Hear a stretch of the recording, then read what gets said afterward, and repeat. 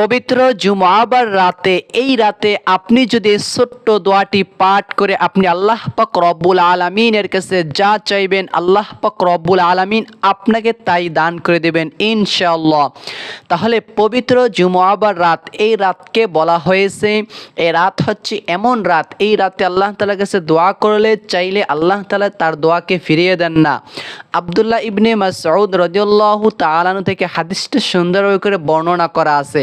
তাহলে এই রাতে এই ছোট্ট দোয়াটি যদি সম্ভব হয় তাহলে 11 বার পাঠ করে আপনি আল্লাহ তাআলার কাছে দোয়া করবেন।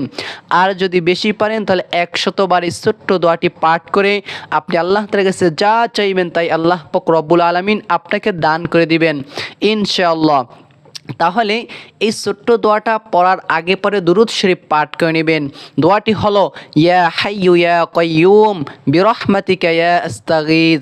এই দোয়াটি পাঠ করে আপনি আল্লাহ তাআলার কাছে যা চাইবেন অবশ্যই আল্লাহ পাক রব্বুল আলামিন আপনাকে তাই দান করে দিবেন।